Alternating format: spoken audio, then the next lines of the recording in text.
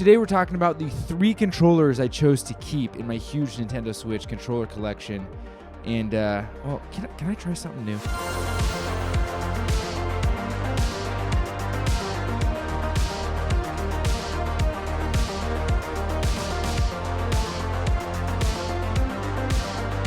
Now I challenge myself. I said, can I function on just 3 controllers? And honestly, I could if I'm out and about, if I'm going places, I got my way. So these are the 3 controllers. And hey, welcome outside, huh? A little bit different. I just saw Oppenheimer and I'm like super inspired to make good looking videos. Anyway, beside the point.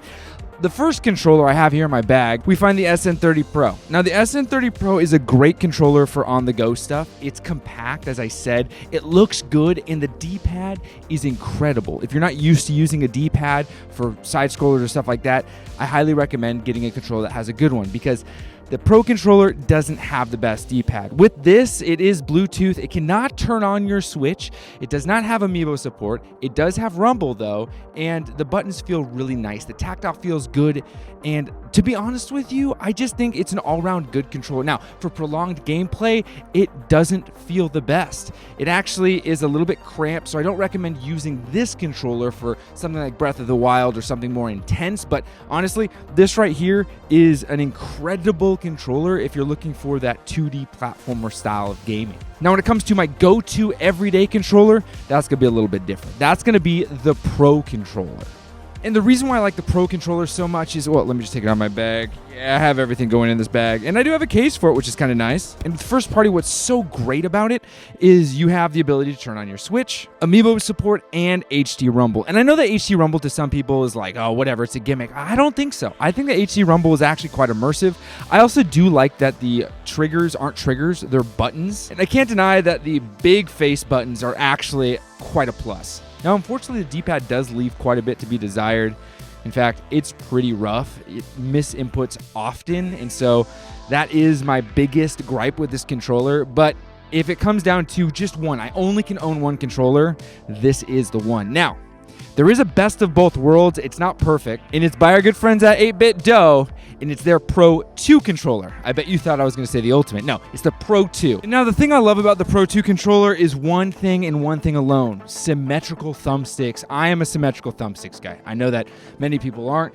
And also, it has that D-pad, the very same D-pad that's in the SN30 Pro. And it feels good. If you don't want to hold the SN30 Pro for a long amount of time, this right here, the Pro 2, answers all your questions. It has back buttons, which is great in multiple inputs. And I think the build quality is bar none. Now, a couple gripes I have with it. It cannot turn on your Nintendo Switch. It will not do that because 8-Bit Dough and Nintendo Switch, for some reason, don't work together in that way. And also, the trigger pulls are full pulls. I prefer the buttons. I really do. Now, again, the trade-off for me is worth it because, again, this has symmetrical thumbsticks. I use it in very specific situations, but I can play any Nintendo Switch game with this, whereas the SN30 Pro is reserved for more of my on-the-go and arcade style or 2D platformer. This, any Breath of the Wild or any game that you want to play, you're good to go. Now, the 8-Bit Dough controllers come with some very specific caveats, of which I think are worth sharing. And that caveat is this: they are not first party. They are third party, and they do get frequent firmware updates, and you're going to need to update them because,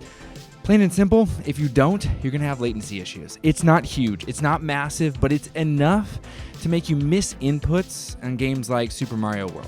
It's something that I always test on, which is a platformer that I have memorized, and so I know when to press buttons, and I can feel when it's off by just a couple milliseconds, which is huge, which is massive. So always keep your 8-Bit Doughs completely updated. I would recommend once a week plugging them into your computer, running the software, say, oh, it's updated, we're good to go, and you're solid. Other than that, they are, I think, the best controllers that exist that aren't the Pro controller. I think that the other companies are good. There's nothing wrong with some of the big ones like PowerA and Hori, but 8-Bit Dough just does it right. They're huge friends of the channel, but they don't have an affiliate program, so I make $0 in promoting them, and I'm not promoting them. I'm simply saying I love their controllers. I hope this helped you guys when it comes to what controllers I use. I hope you like this format because I certainly loved making it. Let me know in the comments how you feel about all this: the controllers, the format, and going on an adventure with me. All right, I can get inside. My butt's wet because this grass was not dry. And most of all, happy gaming.